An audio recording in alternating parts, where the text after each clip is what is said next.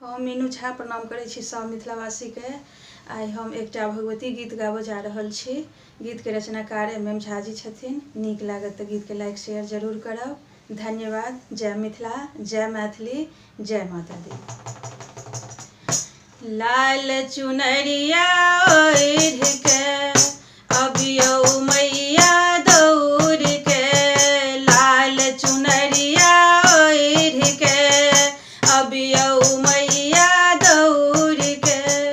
पुत्र पड़ल विपदा में माँ, पुत्र पड़ल विपदा में माँ, देखू नजरिया खोइल के, लाल चुनरिया ओढ़ के अबियौ मैया दौड़ के, लाल चुनरिया ओढ़ के। तकलौं शेर सिंहासन माँ, आसन पर नहीं भेटलौं अहाँ, तकलौं शेर सिंहासन माँ, आसन पर नहीं भेटलौं अहाँ।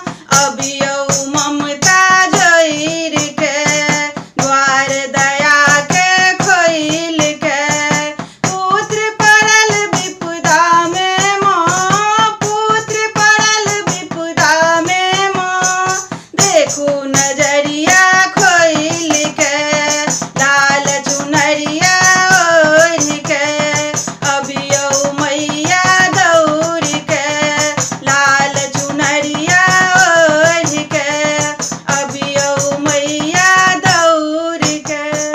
करू है जननी जगदम्बा, काली दुर्गे जगदम्बा, करू है जननी अनुकंपा, काली दुर्गे जगदम्बा।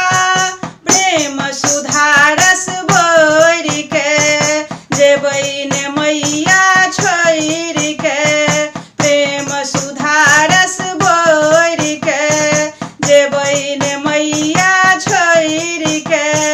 पुत्र पड़ल विपदा में माँ, पुत्र पड़ल विपदा में माँ, देखू नजरिया